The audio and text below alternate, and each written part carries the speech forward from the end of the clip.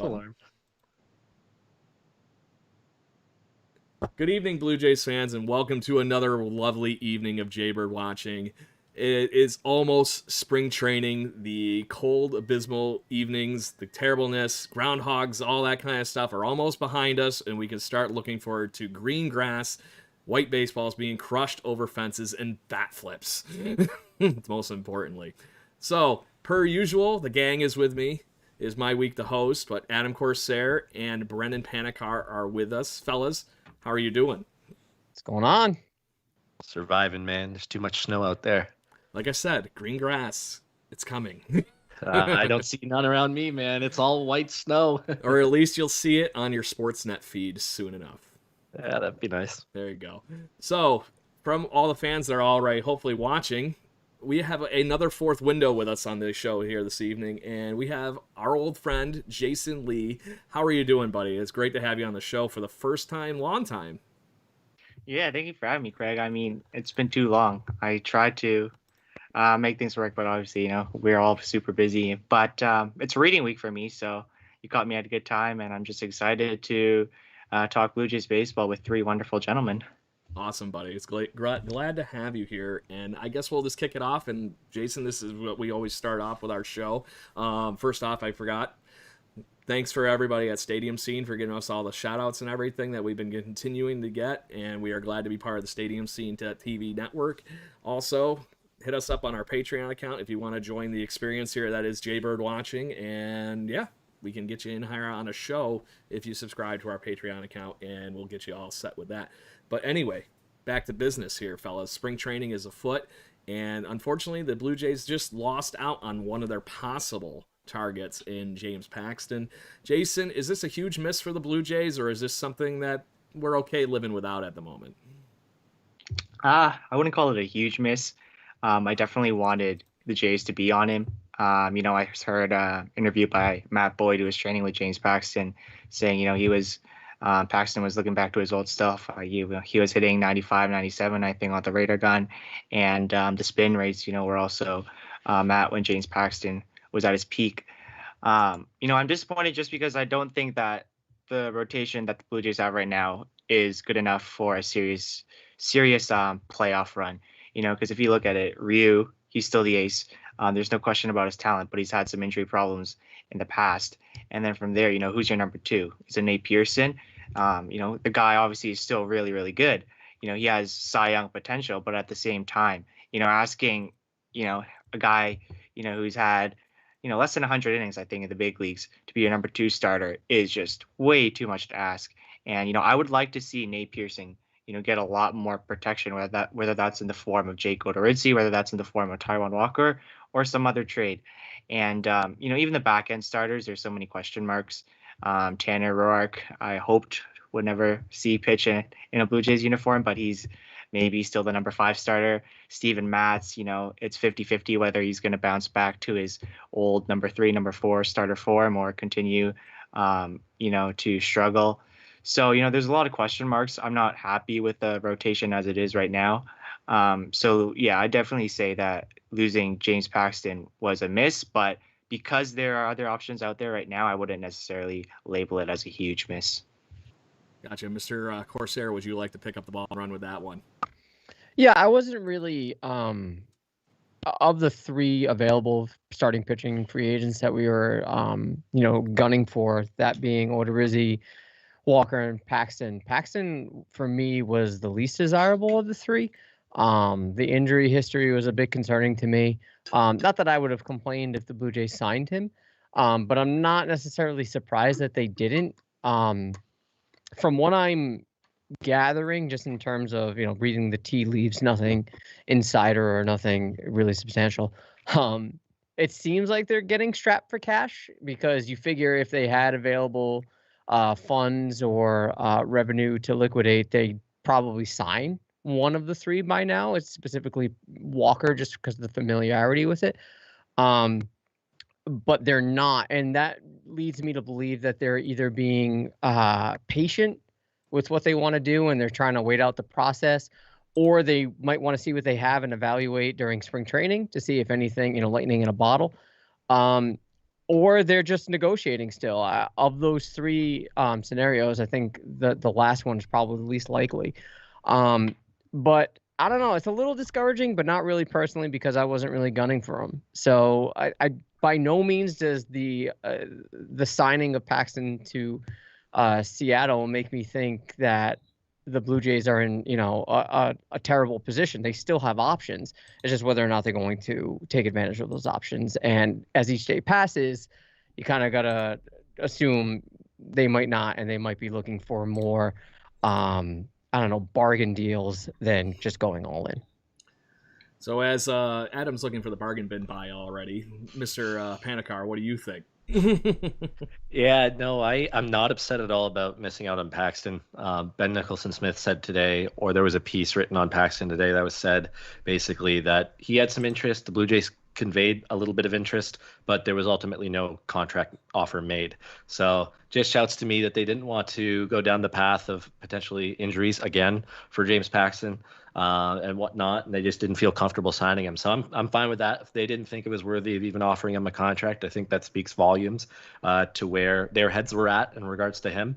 Look, I'm really starting to think, guys, that Odorizzi and Walker aren't on their radar anymore, and I really think that's because they want to kind of line it up with some of the more recent moves in terms of one-year deals. There's a lot of guys whose contracts expire at the end of 2021. It's going to free up over $40 million in cash for them to reinvest that into the next offseason and maybe use some to extend some guys as well. So yeah, I really do think that if Walker or Odorizzi were willing to take a one-year deal, then it might have been done by now. But it's not, and that's my guess as to where things sit right now. It seems like Walker might be getting 2 years from the Mets, at least. That's the latest. Ben Nicholson-Smith also tweeted that today, that they were in discussions. So yeah, it's really looking like they're going to roll with what they have currently in house, and there's a lot of depth. A lot of it unspectacular and unproven, but there are some high ceiling guys in there too. So I guess they're banking on a few bounce backs like Robbie Ray, maybe Roark evening it out a little bit, even though I don't really want to see that, and maybe a prospect or two breaking out. You just made Jason like cringe if you didn't. I know. Just so, and I just think it's funny that Jason brought that up, and that's literally the mantra that we basically have had on this show ever. On the whole Tanner Roark one. So that being said, the Blue Jays are looking for reinforcements, hopefully with the Odorizzi or the Walker conversation. And Brendan, do you think any of these guys are still an option for the where that conversation was starting to steer, or no. You're on the boat that we missed it? Yeah, I think they've missed it. They would have had it done by now, especially with Walker, who clearly has expressed interest in coming back, like we've talked about the last few weeks. So no, I think the boat has sailed. I think they're going to roll with what they have, and hope some guys break out and stay healthy. So Adam, you were preaching that same thing. Are you thinking we're full on out on the Walker Odorizzi ballpark here? Yeah, you figure Corey Kluber costs $11 million, and then Paxton costs what, 8.5. So you figure both Odorizzi and Walker are probably gonna, maybe not in terms of AAV, but it's definitely not going to be a one-year deal for those two individuals. And if Walker wants 10 plus per year, I assume Odorizzi wants something like that, if not a little bit more. I can't see the Blue Jays doing it unless a significant trade happens, unless they get creative. I don't see it. And again, this is, I don't want to bring down the mood, but it might be just typical Blue Jays dumpster diving just to fill up some rotation pieces and wait into the trade deadline to sort of use their prospect capital after they have a pretty decent understanding of what they have in terms of talent in the system, more so now that we hopefully, knock on desk, will have a AAA season. They'll be able to evaluate it better and use those pieces to acquire one via trade. I think that's probably the best case scenario, and that means they're going to have to keep their head above water pretty much until July. Yeah. As they keep their head up above water, I do think that the minor league season actually happening is going to help even those potential trades, because right now, if you're talking about trading one of those assets, what has anybody seen outside your organization on these guys? Okay, that was literally 2019. We're talking about numbers here, guys. Those are a little old at this point. Jason, what do you think the Blue Jays are looking at here in the Odo Walker ballpark? You in the ballpark that we're gonna definitely not be getting one of those guys, or is this a hope and a prayer at this point? I think they're still in on them. I think they, obviously they're not going to be the front runners for any of them. Out of the two, I would go for Taiwan Walker just because obviously familiarity. He really enjoyed working with Pete Walker. He said the Blue Jays had one of the best analytics departments, working with Pete Walker. And at the same time, I think he has a lot more to offer. I know that there were people there saying that his 6 starts with the Blue Jays last year were lucky, and they were. The FIP and the xFIP, the xERA, everything like that, was higher than what his ERA was. But at the same time, you have to remember that this guy was a former top prospect. He's coming off a major injury, and now he's had a full off season, healthy to prepare for the season. And I do think that he has much more to offer. So I kind of think that those factors will kind of offset the luck that he had in 2020. So I still think he's a good pitcher. It just comes down to how much is he asking for. I think I read Andy Martinez's report. He's with a New York outlet. He said that Walker was looking somewhere in the 2-year, $20 million region, which I'm personally fine with. I think that it's a good investment because I think he has the upside of a number 3 starter, and at 10 million, that's a good investment. And at worst, he's your number 5 starter. But at the same time, I also agree that I think I read somewhere that in 2015 the opening day starter was Drew Hutchinson, and then we made all those trades, and had that amazing run. So Daniel Norris was part of that too, just to throw that out. Yeah, exactly. So the question becomes, can this rotation survive until the trade deadline when the front office can make those additions? And, it's a risk. I don't know if it's necessarily the risk that I want to take. But, I would understand it if the acquisition cost of Walker or Jersey was too high. So that's kind of where I stand. A good stance, I think, my friend. I think that is exactly about summing up all of our thoughts there. I think one tidbit that was touched on there a little bit too was that the metrics and all the Pete Walker-isms and all the other good things that the Blue Jays organization has to offer has not really come to fruition for Taiwan Walker yet in that 6-game sample size, and then not pitching the playoffs. Could be a piece of it as well. So it's just how it is, apparently. My dog is chasing everything around right now. So on that note, guys, we did actually have some actual news this past week.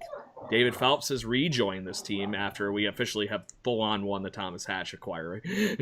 And then we have also, don't panic, we have Joe Panik. So I think it's me personally, I think those are both great moves. You got Phelps had a little bit of an off 2020, just like so many people did. And you got Joe Panik, who sadly was our DH in the playoff game that we're going to get back in a minor league deal. So it's a no-lose situation, right? We get a couple guys back on some easy deals, and we can run with it. Jason, what do you think about adding those 2 guys back to the fold? Yeah, I mean, it's kind of hard not to like, low-risk deals like that. I think with Phelps, it looked like he had a bad season in 2020, but I think that, his numbers were kind of wrecked by 1 or 2 outings. And outside of that, he was really good. And, he brings veteran experience. He can pitch he has experience pitching in high leverage situations as well. So it's kind of like a low risk signing for the bullpen with a little bit of upside. And the acquisition cost was so low that, it's kind of, like I said, hard to hate. And Panik, same thing, minor league deal. He knows the team. He actually was pretty good for the Blue Jays in 2020. As long as he's not our starter in the infield, I'm fine with that as minor league depth. So yeah, both low risk, minimum upside moves that front offices make before the start of spring training. So that's how it is, fellas. But Mr. Corsair, you want to talk about what are you excited to see either of these guys back? I honestly thought it was cool that we get to bring David Phelps back because we only got teased of his talents a little bit. So. I just like how we flipped Phelps for Hatch, and now Phelps is back, so it's like we got Hatch for nothing. But look, I don't really care about minor league signings. They're so low risk that it doesn't even register on the radar. It is cool. Maybe we'll see Panik and it'll be DH again because Montoya was doing that shit. Whatever. We need bullpen depth. You can't really. Again, I've said this often enough that I don't like spending a whole lot of money on bullpen depth unless it's a legitimate arm that's going to make a huge difference. Obviously, Phelps isn't that. So maximum he can make is, I think, 2.5. So whatever, it's fine. And if Come he on. can, yeah, again, this is part of our theory that they're going to try to keep their head above water up until the trade deadline, and bullpen help is going to be really, really important in order for them to do that. Unless this Blue Jays team goes on an offensive tear and they're just going to score like 8 or 9 runs within the first 5 innings, which not that the balls aren't beefed up, maybe that's not a legit possibility. But who could that screw more than us? And that's the thing that killed me when I read that. I'm like, oh man, we just finally started hitting. I don't want to say who will screw most on the team, but you there has watch been your some tongue, numbers. sir. Would it be our new acquiree? Watch your fucking tongue. There has been some studies and whatnot on that. Anyways, I don't listen. I digress. I'm not here for data. Okay. We're here to drink beer and watch baseball. Come on. Data. That's it. No. I think that they're so low risk signings that they don't even really register. I know a lot of people are probably complaining about the Panik move because the role, even though he wasn't terrible last year by any means, he's just not a sexy name that you really want to go out and acquire. But again, familiarity is the thing. It's a minor league deal. I don't have an issue with it. And again, bullpen depth can never have enough. And if it works out, great. And if it doesn't, what are you really wasting? $1 million and 7.5, whatever. Something like that. And in all reality, we're only wasting right now a 40-man roster spot on Phelps. I believe they had to drop somebody who was your favorite drop, I think, of the last decade, Mr. Corsair. Wait a minute, are we talking Fisher? D. Fisher! God. Yeah, but he was traded. We actually got something. But we actually had to DFA him to get Phelps first, and then that gets him off the 40-man roster, and he turned into cash money. My only fear is that he got traded for a player to be named later, right? Yeah. I fear that he's going to be the player to be named later. Could you imagine? It's happened. It's happened before that a person was traded for a player to be named later, and then he was traded back to the team as that player. Just to put this out there, what if we got like the 2021 version of Jose Bautista back in that trade? Just saying. It happened once before. That's how we got Jose before. He was the player to be named later, wasn't he? Or no, we traded the player to be named later. That's what it was. Yeah. I take that back. So anyway, could be something. Either that, I'm happy with the cash. Dude, I don't care if it's bag literally of balls, a nobody. Case of beer. I do not care. Get him out of my life. Brendan, you got 2 sets on the Phelps and the Fisherisms. I was just gonna build on what Jason said about David Phelps. It's a very true point that it was only a few outings that really rocked him, and in a 60-game season where relievers are only pitching like, I don't know what the innings totals were for the top reliever, but it probably wasn't much above 40. Maybe 50 innings pitched, your rate can look pretty inflated after 1 or 2 rocky outings. And let's be honest, those rocky outings came when he was with the Phillies. And the Phillies bullpen was probably the worst in baseball last year. I don't think they could have fixed anybody from that bullpen. But yeah, I have his Fangraphs page up now, and he had a 2.77 ERA and a 2.81 FIP with the Brewers, and a 0.3 F4, which in 12 games is a nice little number to put up as a bullpen arm. And then he lost it all and finished as a negative 0.1 because it was negative 0.4 with the Phillies. That's just how bad it was. But yeah, no, he's solid, man. And at this point, it's like, who would you rather? Would you rather Shun Yamaguchi at $3 million or David Phelps at whatever he's going to get? At least Phelps, for the most part, well, actually for all the parts, is the more proven commodity than Yamaguchi at this point. It sucks. I was excited for Yamaguchi last year because there were some moments where some of his splitters really shone through and he started to figure it out, but I just don't understand the role they were trying to use Yamaguchi in last year, because he would come in the 10th inning with a runner on base, and it's just like, man, this guy isn't used to pitching out of the stretch. What are we doing here? So yeah, no. And Panik, yeah, it is what it is. He might not make the team. He might. It's just extra competition for guys like Espinal and other infielders. Worst case scenario is another veteran to learn from spring training wise. And we saw how important even a guy like Caleb Joseph ended up being at the end of the day last season. So I'm all for it. It goes wins. Mr. Lee, would you like to add anything as, Adam's, running around celebrating the fact that Derek Fisher is not on this team anymore and all that kind of good stuff, or have anything you would like to add on Yamaguchi? Was the other releasee in the last week? Yeah, actually. Oh. Yeah, I mean, Brendan brought a great point with the Yamaguchi thing, how Montoya was using Yamaguchi. And it kind of brings up a bigger question: is Montoya the right man for this job? Like his husband was correct season, and he's for those. He's good for developing the young players. And I know this wasn't in our agenda, but I've had times, where I see the George Springer signing, I see the Hyunjin Ryu signing, and you kind of wonder, it's like, oh, like now we're starting to compete for the real deal. Is Montoya the man on the right arms? Is he the right man to manage Game 7 of a World Series? And thus far, he has shown me that he is not that man. So I guess I kind of want to ask you guys, like, what do you think about Montoya? Like, for me, he's been very subpar. I haven't seen what he's done behind the scenes with the younger guys. I know that a lot of the players in the clubhouse respect him, but in terms of game management, he's quite poor, honestly. So I guess, what do you guys think? I'm going to let Adam run with that because we already know his opinion on the show here. And I think Jason must have been listening to you, Adam, is all I'm thinking here is where this conversation came up. Yeah, I mean, look, I think a lot of people put too much stock into management of a game, especially now. People like to point at the last playoff game, or the playoff game rather, not the last one, the playoff game with Shoemaker, I think was game 1. And how he was pulled early, and people are blaming Montoya for that. I don't at all think that was a full-on Montoya decision. That came from the top down. He was probably just following orders and whatever the stat machine spat at him. But I do think that when it comes to Montoya, I consider him a bridge manager. I've said that multiple times here. I don't think he's the manager of the future. I don't even think he's the manager that they wanted.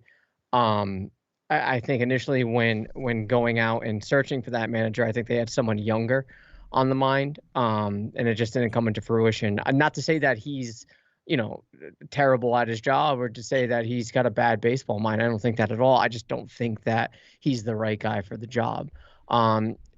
But when it comes to game management, I don't really put much stock into managers in terms of development. I don't really put much stock into managers in terms of, how to I don't know, accentuate the talent of the individual. I think that's up to the individual, and I think that's up to how they approach their game. But in terms of how he manages the game, it can be iffy. Like, again, we can bring up the Panik to DH. That was a little weird to me. His lineups are always fluid. It's never the same. But then again, we could say the same thing about the Rays. The Rays last year I think they only repeated the same lineup once, and they made it to the World Series. So who the fuck am I? Who am I to say that this is the bad approach? But all in all, I just don't know that he's the manager for the future. I don't hate him. I don't have a lot of confidence that he's going to be the guy that's going to ride out this young core for the future.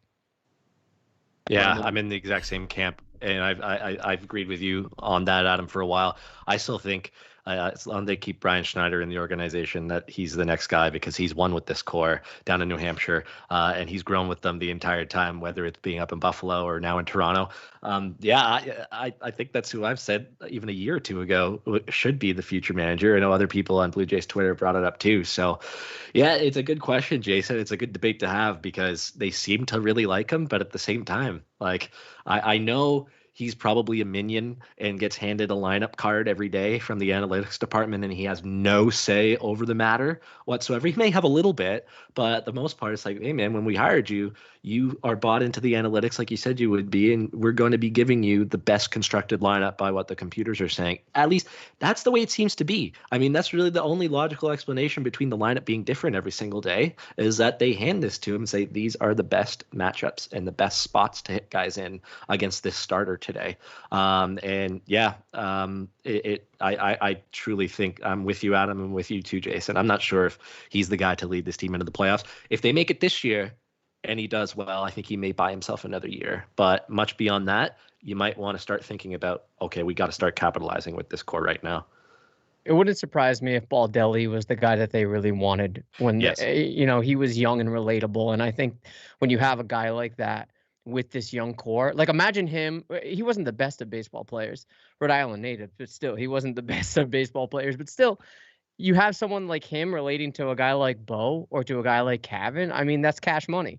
and it's money well spent. But it depends on how well you're buying into the analytic department. And apparently Montoyo, we heard it on his press conference. He was saying, "I like the mix of both. I like having that old school feel it out mentality and the analytics." But it seems like he's more gearing towards the analytics because, well, that's what he's getting paid for. Can I just point out one thing? Does John Schneider have like the best job title of all time? Yeah, John Schneider, not Brian Schneider. Major league coach. Just simple. I don't know. Just that. What about Bo's dad? What is his title? Masher. Yeah, he's just there. You know? He's just there. I think he has some like advisor title. Yeah, it's just a made up thing that they just, here, you can have this because you'll kill me. Like that. Mike the Tyson only better title in all of sports that I've seen is Brad Childress back in the day, the former Vikings head coach. Mm-hmm. After he got fired from the Vikings, he went to work for the Kansas City Chiefs, and they showed him, I think it was on Sunday Night Football or Monday Night Football one time, and his title was coordinator of special projects. Yeah. What does that even mean? Yeah. It's a special forces football guy. Don't worry about it. Yes, special projects. Yes. We have a very special role for you, Brad. Let me get you on this. But I agree that we've discussed it on this show a lot that he's the bridge guy right now, right? Where do you go from here and there and all that kind of good stuff? It was amazing that we made the playoffs last year, and it was really only because of certain things falling into and a literal pandemic that led to it. A 500 level baseball team does not usually make the playoffs. I hate to say, as much as I enjoyed it, and it sucked for 2 games. But I digress. The fact that we were there, it just shows that this young core is that hungry and ready to compete. And the thing that we got out of the most of the last season is this team will grind out every freaking pitch. And I think that was the big thing to be seeing from this young core and this talent. Hence the reason they felt like being able to push these chips into the table. And the next part is, okay, is it purely analytics that we're going to keep running with? I want to see him get back to one. And this was my New Year's resolution, and seeing both of yours New Year's resolutions have come through. I feel like mine has to come to fruition just a little bit. And I said, ditch the Moneyball nonsense and let's get back to playing some fucking baseball. So that was my piece of it. Jason, did you want to add anything before we move to our real excitement, which is spring training? No, I think you guys hit all the points that I wanted to talk about. Perfect. I'm glad we got you covered, buddy. So, anyways, spring training officially kicks off tomorrow, boys, as pitchers and catchers report. There's a lot going on with this team, a lot of moving parts, things that still could be added and improved and all that kind of good stuff. And we also are hoping there's going to be some things that come to, the top of everything here this spring, and we get some good pieces that actually add to this team from either a trade, minor leagues, whatever it might be. What are you guys watching first let's talk position battles. Let's talk pitching. If everything is right now where it is, who do you see rising to the top that maybe is taking somebody's spot, like Tanner Roark, who is clearly slated probably as a 5th or 4th starter in this rotation right now? And I think that is the biggest glaring hole for the Blue Jays position battles. And Jason, would you like to pick it up? Just a name that I always liked watching pitch, and that I think would be a very serviceable 5th starter is Trent Thornton.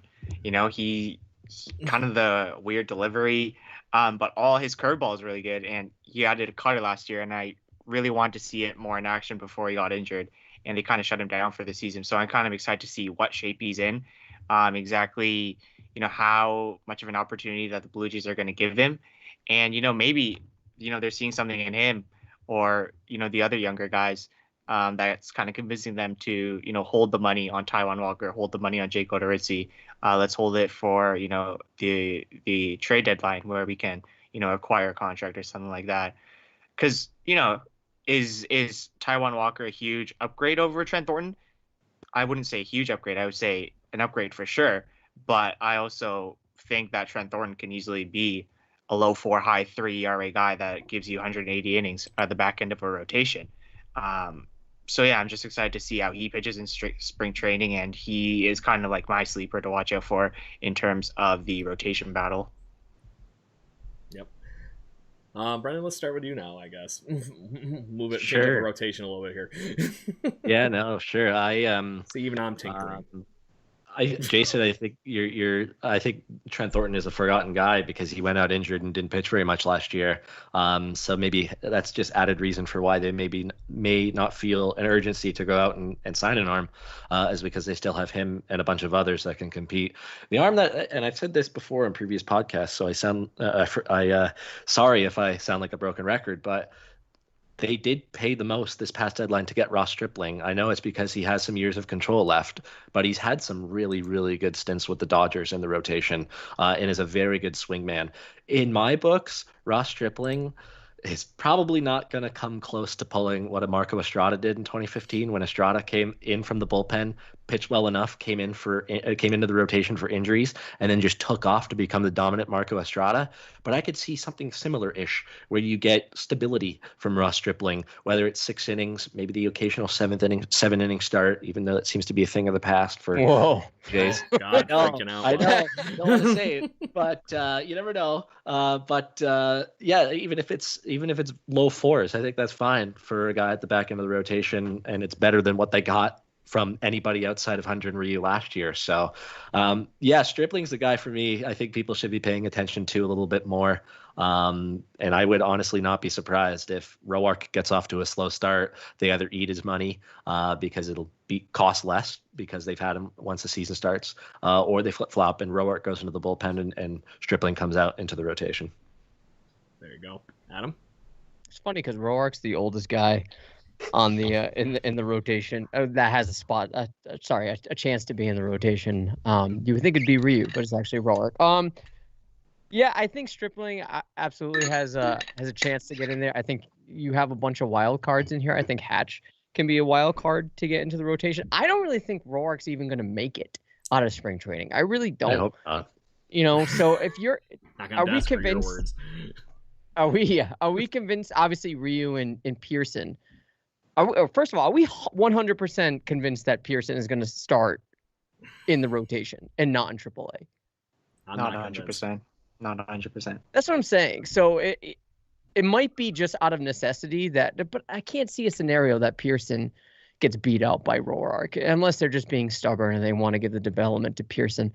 So we'd say Ray would be in there, right? I would assume Stripling, and you could do a lot worse than Hatch. Really, you could if we're gonna have Pearson in there. I don't think Roark even gets in there, and I think Thornton, he's been so up and down that I just don't see him being, stable in the rotation. A solidified role. It might just be as a spot start here and there, or if they're gonna run a bullpen day. Same thing with Anthony Kay if they really wanted to, but I think that's what you're looking at, and again, that's not sexy, but if they can click, it might be fun.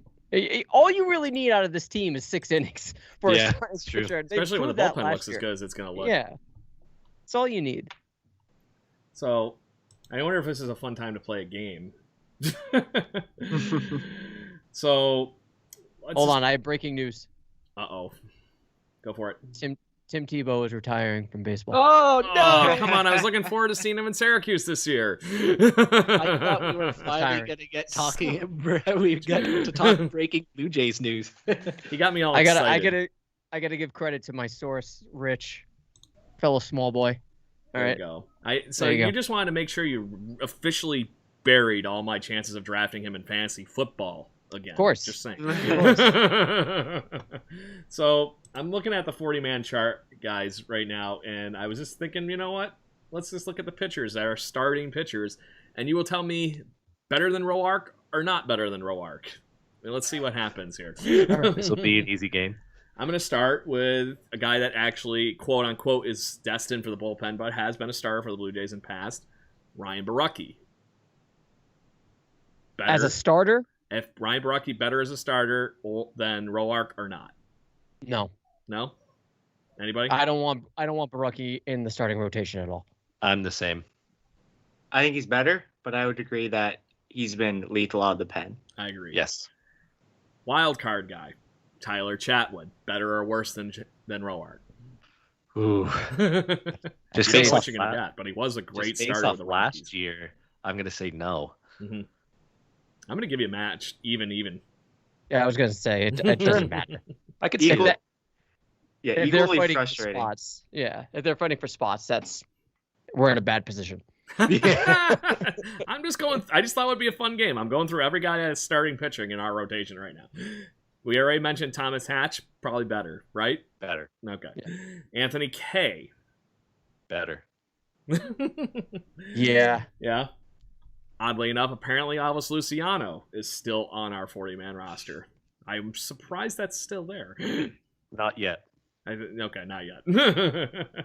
Steven Matz. Ooh.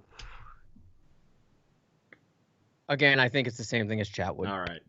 Yeah, I think I'd go there at this point too. I mean, if you told me we were getting 2015 or 2016 Steven Matz, he could be the second best in this rotation Very behind well Ryu, but there's no guarantee of that. So I'm going to say equal as well. Merriweather. He's not in the rotation. There's I no way. figured No, that he's going I to try agree. out, I thought they were saying. Yeah, but Yeah, there's okay. just way too much injury risk with that guy. Like even in the bullpen, it's as risky as it is right now. So, yeah. Well Yeah, played. I'd rather Roark over Merriweather right now. And we already said Trent Thornton. Would you think he's on par with Waguespack? Roark? Yeah. Yes, they're very similar. Yeah. And that's pretty much TJ Zoik. I would don't- give Zoik. I would give Zoik the starts. I would rather just to see see Zoik. what we got. Yeah. Yeah. Might as well. There was something about just watching the way his sinker plays.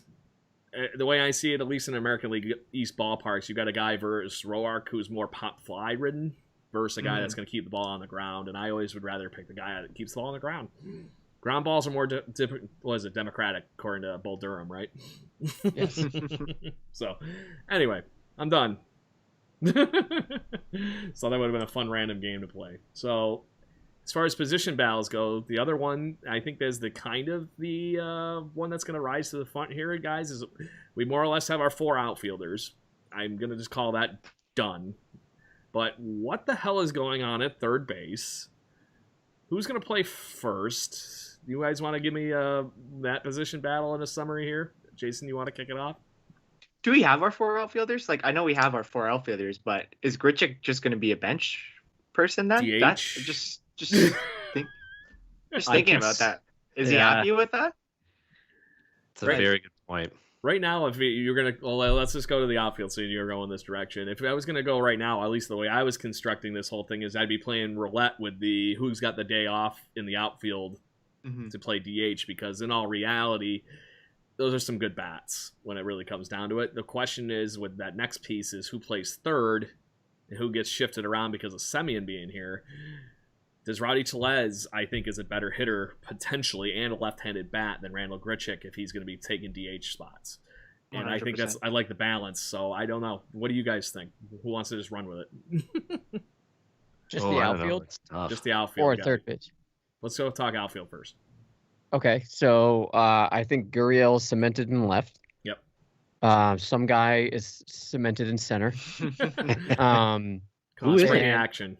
Yeah, we'll put that guy Springerfield in center field. And I just think because of the hot tear he was on last year, and the money they gave him, I think Teoscar is going to be your at least starting off as your starting right fielder. Yeah. Just because of the money, it's an expensive 4th outfielder unless there's a move made. Yeah. You're going to have Grichuk as your 4th outfielder. And then you have Cavan who can play everywhere. If they needed a 5th, if they needed to have, if someone knock on desk, God forbid, gets hurt or needs a rest, Cavan can, fill in nicely. So I think that's your outfield. At least the initial 3, those are what you're banking on. Yeah.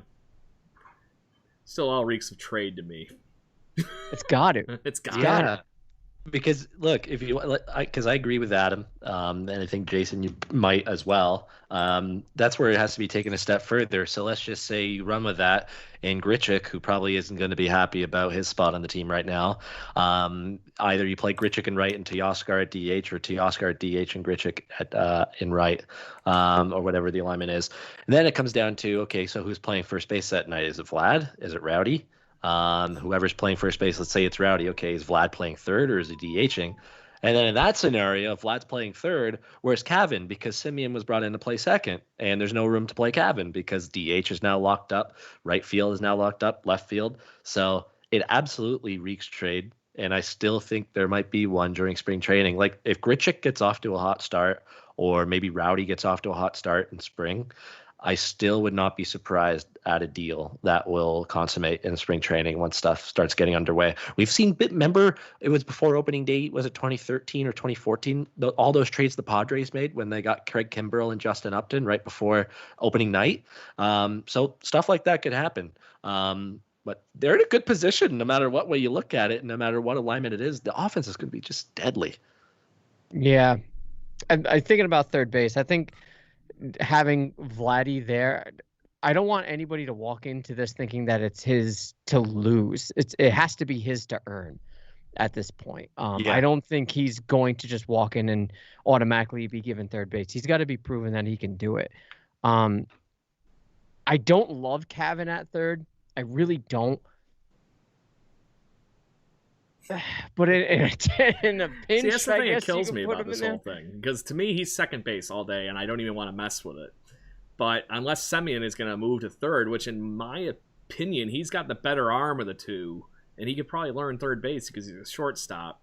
This guy was making rifle throws from short in the outfield last year for the Oakland A's. And I don't know if you guys have seen that ballpark in Oakland or not, but it ain't little. No, I know, but it sets a bad precedent, I think, for Bo. I think that's his spot, period. No, I'm not saying moving Bo. I'm not touching. all right. I'm saying about moving Semyon to third, so it leaves Biggio at second. And then, like I said, you're going to have to just – I would – at that point, I would be moving an outfielder and playing back and forth with Rowdy Tellez and Vlad at first and DH. That would be me. I just want that – you know, you guys remember what DHs used to be. Insane amount of pop. How does that not spell Rowdy Tellez and Vladdy in that spot and just let them play back and forth? So that's let me toss something in the mix. Just to, fuck up everyone's day even more. What if Vlad lights it up defensively at third in spring training? What do you do? That's a nice question to have and worry about later. It's not impossible because of the work that he's put in. I agree. I love the arm there. I really do. Footwork is kind of questionable at this point. If he's got the weight down, then fine. I'm willing to give him the opportunity. But if he shows promise for third base and he's walking in opening day as your starting third baseman, I mean, you might be looking at Cavan off the bench. As much as I don't want to say it with his on-base percentage, you could very well be right. He's unfortunately the odd man out in this situation. Yeah. So, but like I said, we've been saying a minute ago here, something reeks of trade and unfinished business with this roster as far as offense is concerned. I don't think they're going to trade somebody like Biggio or high-end prospect-wise to clean out any room for this when they only have Semyon on a one-year deal. You're not going to trade your guy that is a lock for future second baseman when you got a guy that's only guaranteed to be there for one season. Yeah, and you look, to add a little bit more confusion to the mix, not that this is solidified, this is obviously changing every day, but looking at the depth chart right now, as of today, right, and this is obviously not set in stone, this is spring training has to happen before they do anything. First of all, Alejandro Kirk is their number 2 catcher, ahead of Reese McGuire. All right, that's as of today. Vladimir Guerrero Jr. is at the top of the depth chart at first, over Rowdy. And it makes you wonder what the heck. Well, we talked about it. Is if you're going to sell high on somebody, who else do you sell high on other than Rowdy Tellez? Right. Great season last year. Unfortunately, derailed by an injury. Right. Yeah. Cavan, as of right now, is at the top of the depth chart for third. Not shocking. Nope. And starting right fielder as of right now is Randall Grichuk. So they're playing Teo at DH? No, Teo's your 4th outfielder. The top listed DH right now is Rowdy. Yeah. I forget, but I think it was somebody at The Athletic was reporting that he is probably destined to be our cleanup hitter this year as Teoscar Hernandez. Yeah, I can see that. But this is tentative. This isn't set in stone. No, I get it. Mm-hmm. We'll No, get but to they more are tentative in a minute. they are ordered the way you would expect them to, especially the rotation in the bullpen, because Yates is ordered first, then Romano, then Dolis, then Baraki, Phelps, Chatwood, Cole, Merriweather, Murphy, Waguespack. So it makes you think. Either way, sounds like we're going to have a little bit of a Thunderdome thing going on here with positions and pitching rotation and whatnot, and see how the chips fall here at the end of spring. But out of those equations, is there anybody that you guys are excited to see maybe be that guy to take a job this spring? Kirk. All hail King Kirk. Yeah. I know they love Jansen, and I don't think we can bank on them having any sort of movement there. Although, like a lot of people like to create trades, I don't think they're going to move off of Jansen. Otherwise, it just seems pretty basic to me, and that's not a knock on anything. That's not me trying to put it down. It just seems pretty unelaborate, right? And what But we're it's a nice problem expecting. to have that we're arguing even the fact that we have potential in both of those guys. Right. Anybody? Anybody? Go for it, Jason. I honestly am a huge Rowdy Tellez fan. I think that, you could sell with him, but there's also the risk that he becomes, an elite left-handed power hitter and, a really, really good left-handed hitter. Because, all of our hitters right now, there's just no balance I find in the lineup right now. A lot of these guys are strikeout prone, and then I would like to see a lefty to kind of break up Springer, Vladdy, Gurriel, Teoscar Hernandez, right? It's just all right. And as an opposing manager, that's easier to deal with than if you have an elite left-handed bat and Rowdy Tellez in there. So if he can, have a hot spring and kind of tie down that first base DH role, that's what I would like to see. And I think that's what would, really elevate this Blue Jays lineup into the next level. Okay. Yeah, just going through the depth chart, it seems like other than the logjam that's everywhere, as we just went over, there isn't too many battles or anybody that's going to break out. The only battle that I see so clear as day is now that you bring back Joe Panik, it's between Panik and Espinal for who is the utility guy off of the bench. And honestly, unless Panik has himself another good spring, I would rather go with Espinal at this point. I think he showed a lot last year. I don't think he's going to be ever spectacular or ever very good, but he can be serviceable as that utility guy, and he seems to be a really good clubhouse fit. So, everything else seems to be pretty much in place, barring a trade or two. Big piece in Santiago Espinal's favor. He's already on the 40-man roster. Yeah, exactly. So there's nothing extra that has to go, and not to mention, from what I've seen, I'm intrigued enough to actually hope that he has a very good spring, because in all reality, he's got some upside. But right now, I think as far as Blue Jays fans are concerned, I'm going to go flashback in here to, the panel days to Manuel Lee.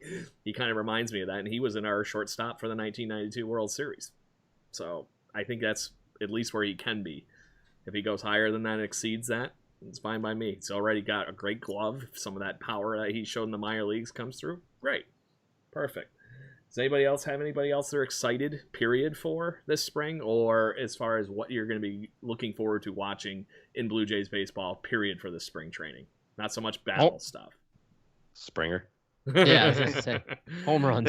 Springer There's Dingers! that new pitcher. There's that new pitcher that everyone was talking about. I forget his name. He escapes me. It was like a sudden sleeper that everyone started talking about because he's not on the 40-man roster, but apparently he throws like a high 90s fastball and he's an outside contender for a bullpen spot. Really? Is that the guy we acquired? His name escapes me. Is that the guy we acquired for the waiver wire from the Red Sox? I don't think so. Was it the guy on the Bisons a year or two ago, Jason? I don't think so because I had never heard of him, so it could be the Red Sox guy. But Payamps or whatever his name is. Yeah. No, not him. Or is it Nick Algiera? Algier? No. I don't know who he is. I'm shocked. Somebody even escaped my minor league fund. Just saying. Oh, that's what 2020 did to me. Yosfer Zulueta. Apparently he's really yeah. That's what I've been reading a lot of positive stuff on him. that he has really, really good stuff, and he has an outside chance for a bullpen role. Gotcha. So Oh, yeah, could be a I'm name to seeing look right out now. for. So is he in the dark horse candidate kind of ballpark Yeah. for you, Jason? Just because like I want to see what all the hype is about, because I had never heard of him before. Well, and just to say, apparently MLB.com has not either, because there is nothing. No minors, no nothing. It just 6'1" on 90, age 23. That's all it says. Oh, and he throws right. Just saying. So, but no, that's fun. Apparently, he hasn't. He played for the DSL Blue Jays a few years ago. He's been hurt. So, non-roster invitee. There you go, boys. It's always fun to see one of those guys come up and just run away with it. He's currently listed as number 91. Just saying. Hopefully he gets a promotion. So, I'm just going to say this. I'm looking forward to seeing what Marcus Semien is going to bring to the table for this team. I really think he's got all the world and talent, and I really just would love to see another guy in this lineup that is potentially able to hit 25 home runs. Maybe it's just me. I'm looking forward to typical Blue Jays baseball, where it's let's just rack up a bunch of home runs and hopefully beat the living hell out of somebody. Alrighty, so moving right along, fellas. Let's Adam, do you have your Pagoda test or stuff in front of you that you texted all of us earlier for the projections? Or is that no, but I can pull that up. Okay, if you would be so kind, because I don't have it in front of me and there's too much going on my broadcast stuff right now. Yeah, I got it. So, but in all reality, what it comes down to is the Blue Jays are projected to be the third place in the American League East, and what it really sounds like is they're just not giving the Blue Jays a ton of love. A lot of the reasons are probably because of our pitching rotation and the lack thereof of it, but the fact that this is probably one of the best offenses in all of Major League Baseball with what the Blue Jays management has assembled for this season. And this was already correct me if I'm wrong, guys, weren't we number 7 in all baseball last year offensively, or at least in runs scored? Something like that rings a bell. Mm-hmm. So it's already a top 10 offense in baseball. You added George Springer and Marcus Semien. We're going to rank. It's simple as that. So, Adam, if you have those numbers in front of you, I would love to talk about it and what the projections are saying for the Blue Jays post-spring training for this season. Sure. I do think you're right about the projections being influenced by the fact that the Blue Jays have a very, I'd say, subpar at best starting rotation heading into the season. But right now they have the Yankees finishing with a projected 97 wins. I'm taking the under on that. I don't think they're going to win 97 games. So you're telling me that Aaron Judge and Stanton might get hurt? Yeah, more than likely. They have the Rays finishing with 86 wins. I'm not even going to comment on that because it's bad voodoo to think the Rays are going to be worse or better than what is projected. They're an enigma. Don't if they're going to be Rays. Yeah. They're an enigma in and of themselves. But not far off, they have the Blue Jays finishing third with 85 wins. I think they're due for a little bit more than that. I'd say maybe 88. I definitely want to go as far as 90 unless they do beefing up that rotation, solidify it a little bit better, make it more robust. But I think between 85 and 88 is pretty fair. If that's the case, maybe that is slightly better than the Rays, but it should put them in the wild card conversation. Red Sox with 80 wins, I'm going under with that. And Orioles with 66, I'm going under with that as well. So, for the Blue Jays, it's a fair assessment, 85 wins. Again, I'd slightly go over, no more than 88 as of right now, just because of the run production and where they're going to be playing. If it's in Dunedin, I don't know how hitter friendly they've made that ballpark since the upgrades, but if they're going to go to Buffalo, that gives them more of an advantage hitting in a AAA park. I believe the dimensions of the Dunedin field, even before the renovations, were the exact for the Rogers Center. Oh, so it's Major League ready. Okay. Well, then, still, that's a good barometer then. Still to nice the talent that we have. right? Yeah. I don't think this is outrageous. I don't think this is not really giving them too much credit. I think this all lies into the fact that they don't really have a rotation to really speak of. And if they do, it's going to come as a surprise to most people. Let's be honest. So for me, between 85 and 88, I think that's fair. Jason, where are you putting the Blue Jays record-wise before we play over-under? I would definitely agree with Adam. I think that for the Blue Jays to make the playoffs, you definitely have to be around the 88 rather than the 85. But yeah, like Adam said, it all comes down to how much pitching that the Blue Jays add, whether it's before the season starts or whether it's at the trade deadline. For me right now, is this year the year to go all in? And the answer would be no. I think that there's just too many uncertainties. A lot of guys still have so much experience to gain, so much to develop. So this year I'd just be happy with the playoff berth and contending. But next year is when you go all in, and next year's hopefully when you get those big pictures, and that's when we see the projections start to go 90 plus wins. But for right now, yeah, I would be happy with anywhere around the 85, 88, and hopefully towards that higher number. To your point on the contention window, we also get a lot more minor league reinforcements as soon as next season too. Exactly. Yeah, Brendan? no, absolutely. I'm probably in that ballpark too. I don't think how anybody can't be. Anything less than 85 or 84 wins is a disappointment with how good the offense is projected to be. But even if you had a really good scoring offense, like let's just say they're top five and you only win 85 or 86 games, I think you can still consider that a disappointment. And that's clear reflection of the lack of starting pitching that they're going into the season with. I don't think they're done. I think Jason's right. You might get something before the end of spring training, or you might get something during the trade deadline for reinforcements. Maybe we can have another David Price type acquisition. And I don't think anybody's going to come and pitch as well as David Price did, because that was unworldly, like just how dominant he was before the playoffs started. Or it could just be David Price. Or it could be David Price. I mean, I wouldn't be upset about that, especially because the Red Sox are paying some of his money. So, yeah, I think at the highest end right now, if you go into the season without making any other moves to the rotation, I would expect them to come in at around 86, 87. Even an addition of Taijuan Walker, who could give you a few extra wins, could push you upwards of like 87, 88, maybe even pushing 89. But still, there still is clear need there, and I'm not surprised where Pacoda had them just because of the lack of starting pitching.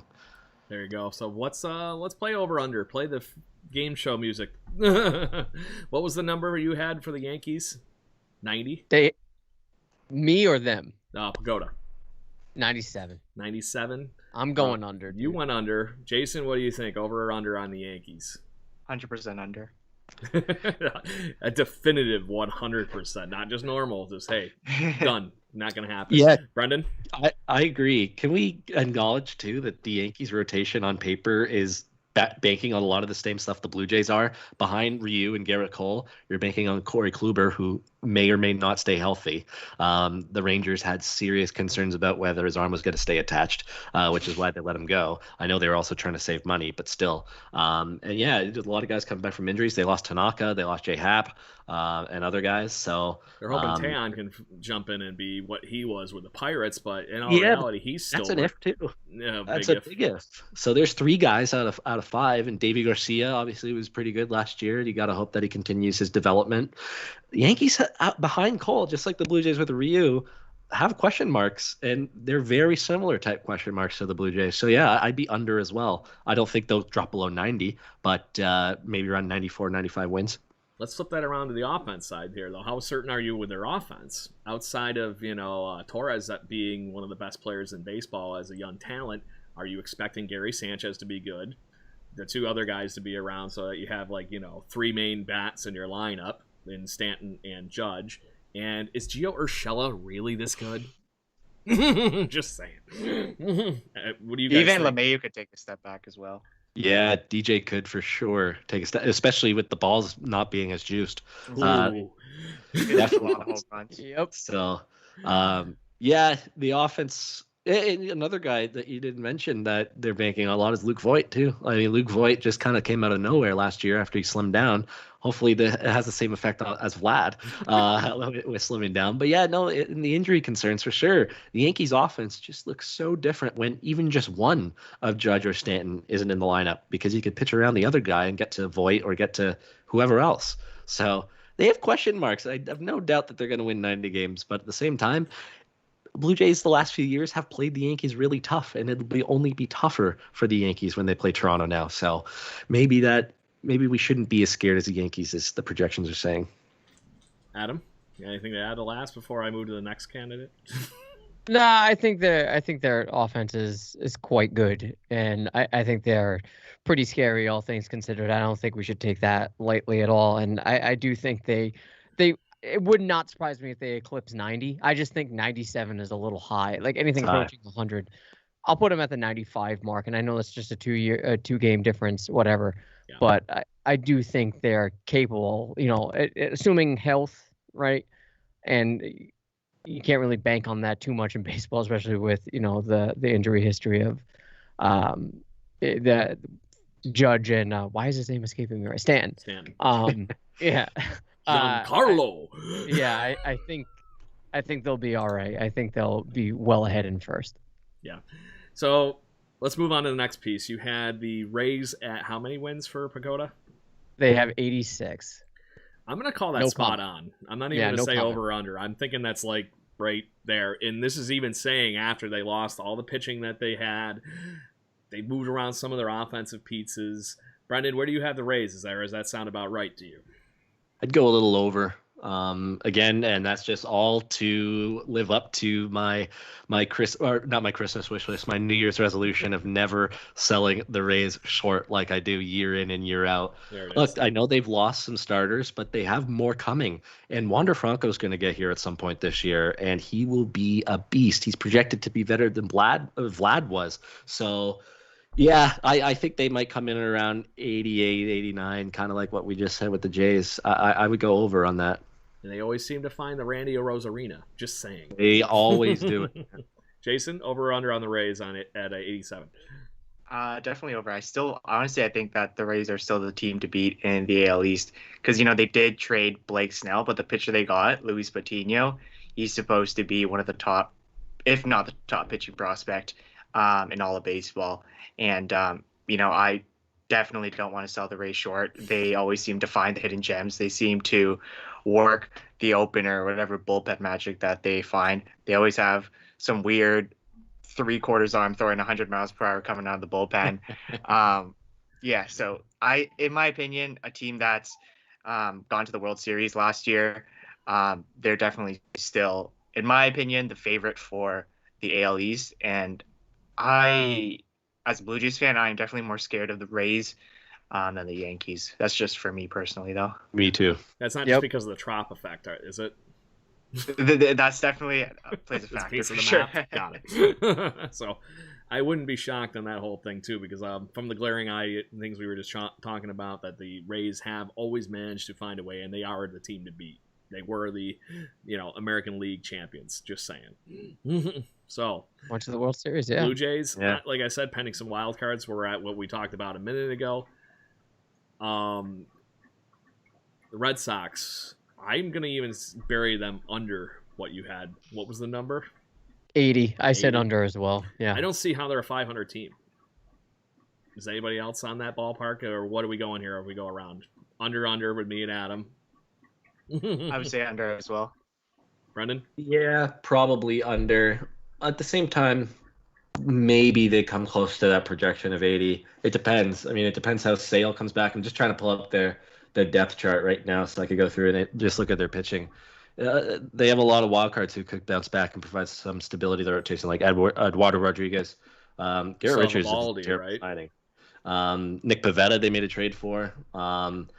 Yeah, I mean, I don't think they'll be very good, but at the same time, under, but it would not shock me if they come close to 80. There you go. Jason, did you say under too? Under. It depends on how Sale looks and if he has an innings limit or anything like that. Mm-hmm. Because if he's back to Sale of the old, then you still have one of the best pitchers in baseball who could give you anywhere from 15 to 20 wins. But yeah, their rotation is surprisingly deep, like Brendan just said. For me though, they're not too much to worry about just because their farm system, they don't have anyone to really promote that can give you a sudden impact, right? It looks pretty depleted to me as of when I checked on it last. So which is the exact reason that Andrew Benintendi has now found a new address. Exactly, yeah. So yeah, under for me. There you go.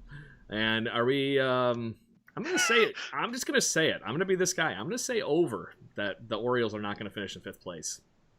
Oh, I think they will. There was something about that little streak that's gonna give me the I'm gonna be that guy. I'm gonna say over, but what was their number? 66. I'm still going under. That's what losing a third. That's losing 2/3 of your games. Mm-hmm. Okay. Yeah. Probably. There's Probably. nothing that screams that they're going to do more than that. But just that little streak gave me confidence in their minor league system last year. There are pieces coming for the Orioles. I will say that. Like just looking at their depth chart right now, John Means is going to break out, and I think if you're playing fantasy, you might want to think about grabbing John Means because he's legit, and he's going to be their unquestioned ace. But behind Means, there's nobody. King Felix, remember he went to the Orioles. He's best shape of his life candidate. But no, they have some decent arms in their bullpen too. Hunter Harvey's decent, but they're off. You got to score runs though, dude. That's the catch. That's the thing. Dwight Smith Jr. is still in that offense. Yeah, I mean, just looking at it, the only bats that scare me right now are Santander because he had magic over the Jays last year, but unless Ryan Mountcastle takes a huge step forward, like he showed he might be able to, yeah, there's not a whole lot else there. Is Mancini actually healthy? I think so. I haven't heard anything different. I haven't either, but obviously he had a little bit of an issue. So Rutschman's a name to watch out for. Yeah, that's a good one too. Adley Rutschman, their top catching prospect. He's supposed to be. He's been compared to Joe Mauer when he was in his prime. Rutschman, so, yeah. Right. So I don't think he comes up this year though, just because maybe for just September, but for the future, he's definitely one to worry about if you're a Jays fan. Yeah, there are some pieces coming for the Orioles, and you saw a few of that last year, but yeah, they're still under for sure. Yeah, this year is not. Craig, you really have them finishing ahead of the Sox? I have a weird feeling. I do. No, I'm going my gut, unlike Charlie Montoyo bold, right now. This big fat beer baby thing down here. I'm betting on that. There's something that says it. So. I don't know. I just can't. I can see the Red Sox putting up some runs here and there. I can't see if the Orioles have a game in which they eclipse 5 runs, I'm going to be impressed. Can I just point out a terrible idea here? For me to be right, you said they were projected for 63 wins? 66. 66. They only have to get 67 wins for me to be right. No, but they have to finish ahead of the Red Sox. Oh, because you said you don't see them finishing 5th.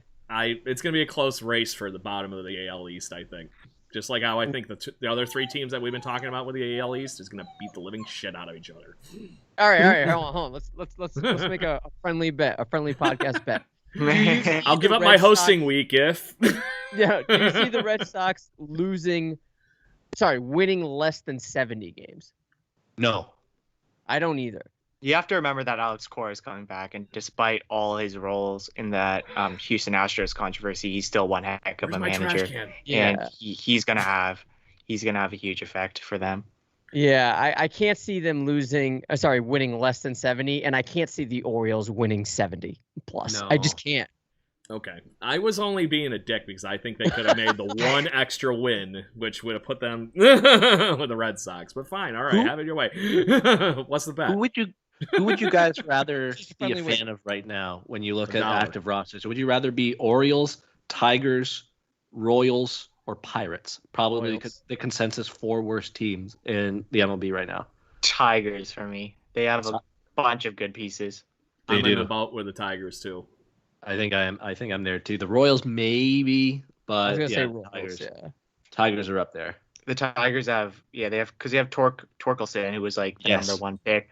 Casey Mize, Matt Manning for the rotation. Like their pieces are actually surprisingly really, really good. And if they have another couple of good drafts. I like Turnbull too. I know this isn't a Tigers podcast, but I asked the question. I figure I might as well add a few names there. He's always in the sleeper list for fantasy leagues. Yeah. I had him a year or 2 ago, and it was okay until he started.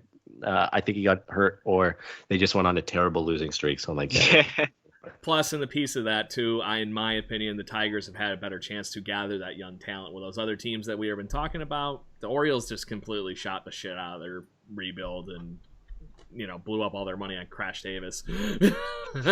So it was hard for them to, and they haven't drafted well. Where the Tigers in the last 3-4 seasons have found guys like we were just laying out there, and that's just their first round picks. They have a few guys in their minor league system that have been, from what I've seen from a couple visits that I've had, where they've been playing other teams for the Tigers system. They have some talent in that minor league system, and it's going to be fun, I think, in the next few years for Tigers fans. But anyway, so before we go off the air, because we're starting to run long, prediction for spring training. I want to just get one out of you guys each. Who runs away with the show this spring for each one of you, and who is your prediction for that kind of like outbreak guy, or who's just going to be the talk of spring training camp? Jason, who do you think? I honestly think it's one of the prospects that have been called up. You know, I saw that Jordan Groshans was up, Miguel Geraldo. I think Orelvis Martinez also got an invite. Yep. And some of those guys have been really, really highly regarded by the organization. Another name is Gabriel Moreno. He's apparently another huge catching prospect, and the Jays seem to have a ton of those. So, you know, what if one of those guys has a huge spring and another team comes calling for them? You know, maybe that could be an impetus for a huge trade. And I think that, you know, obviously Springer's going to get a lot of noise just because he was the huge offseason acquisition. Same thing for Marcus Semien. But don't be surprised if, you know, one of these prospects, these top prospects, steal the show from Springer as well. Adam, you want to go next? I'm gonna pick best shape of his life candidate Kirk. I think he's going to surprise. They're putting a lot of emphasis on him, and you know that's been clear. And they value him highly to the point where, if you want to believe the reports and the rumors that a lot of people have been chasing after him in terms of other teams for a trade, and the Blue Jays are just steadfast saying no. I think Kirk can be. I don't think he's going to have a monumental role this year. I think they're going to give Jansen every opportunity to fail. And you know, if come the middle of the season, maybe that July-August mark, that he's not really performing well and Kirk is, you know, showing promise, they might flip roles, but by no means do I think that Kirk is going to run away from the jump with the job. But I do think in spring training, you're going to see some things from him that's going to make your head turn.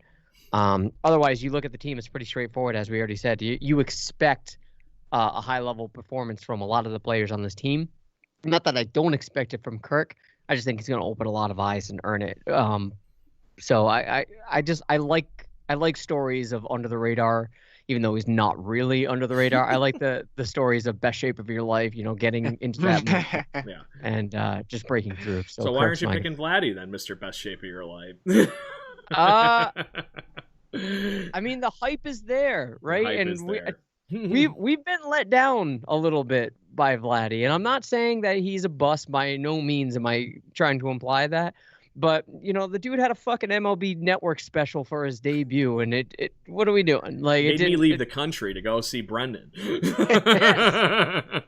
You know, like I would love to see him turning around. I really would, and hopefully he will. And this season is a prime opportunity for him to do so. But I just like the new stories, so let's see what Kirk can do. All right. I'm going to go with Jason on the prospect side of things, because let's look back a few spring trainings ago. 2018, who was the talk of town? It was Vlad. 2019, it was Bo. Last year, it was Pearson before MLB shut down. This year, it's probably going to be Jordan Groshans, and be like, why isn't this guy going to get a job? Oh, because we have a logjam at the major league level, and he just needs some more seasoning. And that was the rationale that we got for Pearson. That's the rationale we got for Vlad, and it's the rationale we got for Bo in terms of why they wouldn't make the team coming out of those respective spring training. So on the offensive side of things, definitely Groshans. On the pitching side of things, it could be anybody, man. Like, it could be Simeon Wood Richardson just blowing the doors off of an outing, and everybody be like, bring him to the rotation. Kind of like it was with Pearson this last year. Or it could be Adam Kloffenstein, if I'm not sure if he has an invite or not. Yes. Or it could be a guy we saw last year. It could be Merriweather being like, damn, or Thomas Hatch. There's a lot of options on the pitching side of things for somebody who could just completely surprise. But I think my top choice is Groshans for being the talk of spring training. I'm going to go prospect as well. Austin Martin. Oh, that's a fair one. Just saying. Sure. If anybody had the potential to skip a level or all the minor leagues again, like John Olerud did, you're looking at the collective minor league stuff, unless you're literally on a team like we were talking about, those bottom feeding teams where you can jump right from the minors to the prospect to Major League Baseball. If you were looking at the roster right now, Austin Martin screams that guy. College superstar, right? Has many positions he could play in. some trades might happen. Who knows? I'm just saying, weird shit can happen. If you were going to ask me who could be a guy that could make a really, really big standout and have that same conversation we were just talking about with Vladdy, Bo, and Pearson, I think Austin Martin could spell that as well. So, anybody have anything else they would like to interject with before I give Jason Lee here his moment to discuss his wonderful findings and where he can be found on the internet and for self-promote? Anything? I guess I do have something to add. I think that, now that we're on the topic of, prospects lighting it up in spring training, I think as fans or as journalists, we do have to sort of believe what the front office is saying. I know that with Vladdy, I know that with Pearson, a lot of fans were upset because they didn't call them up early enough. Obviously there is contract issues. There is, that manipulation of service time.